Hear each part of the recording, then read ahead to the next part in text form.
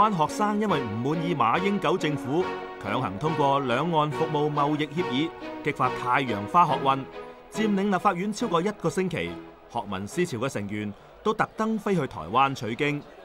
台灣嘗試用小組討論嘅方式，保持每一個人去參與啦。咁好似一諗就係香港到底呢一套係啱唔啱用咧？定係會有其他嘅方法能夠令到更多嘅人都能夠更了解呢一場運動背後嘅信念。林純軒仲帶埋市民同學民思潮嘅心意卡去台灣，為參加者打氣。公民直接提名。隨住中央同特區官員多番為普選設限，佢唔排除香港可能出現呢種公民抗命嘅行動。咁而家普選，我諗香港人都逐漸開始隨住呢個不停嘅討論、不停嘅呢個宣傳，其實香港都開始會去關注普選呢件事咯。當佢越去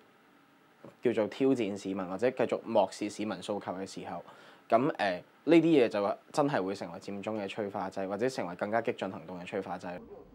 曾經喺台灣讀書同從事傳媒工作嘅立法會議員黃毓民就認為香港市民普遍唔接受呢種公民抗命嘅方式。香港人嘅心態就係得就得，唔得就梗係唔搞啦。阿爺咁惡，主流嘅民意都係保守嘅。香港嘅學生對自己個前途，甚至乎成個香港個政治發展佢哋嗰個參與或者個關心嘅程度咧，係遠遠落後於台灣嗰啲學生，甚至其他地方嘅學生，係咪？咁所以你冇咗呢種咁嘅基礎，你大型嘅抗爭係好難搞。喺台灣呢個啟示之下，其實我哋咪應該都可以效法。都好同意同學話要搞抗爭小組嘅。只不過我堂邊學去到學聯嘅週年大會，原來佢哋部署緊下一輪爭取普選嘅運動，考慮效法台灣嘅太陽花學運，喺7月1日佔領中環，甚至佔領埋立法會啊！由當時嘅可能違反基本法，公民提名可能違反基本法，到今日係直情係排除公民提名同埋政黨提名，甚至乎林鄭月娥一錘定音嘅時候，你睇到人哋不斷升級緊。假如果仲相信政府係有得傾嘅時候咧，呢個我會覺得係市民嘅妄想。佔領議會其實都有一個好好嘅作用，就係我哋係要拖到平時政府嘅運作，因為呢個運作唔代表我哋啊嘛。咁立法會會有乜部署呢？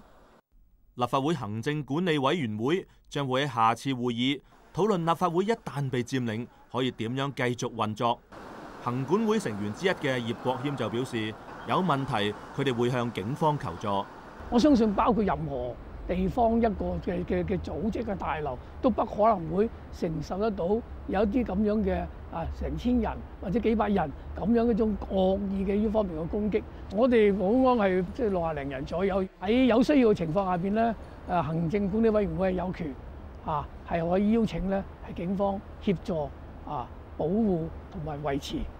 呢個立法會嘅正常運作嘅。計我堂邊學話，要避免佔領立法會嘅情況出現，政府要切實回應市民嘅訴求先至得，否則今日台灣，明日就可能香港啦。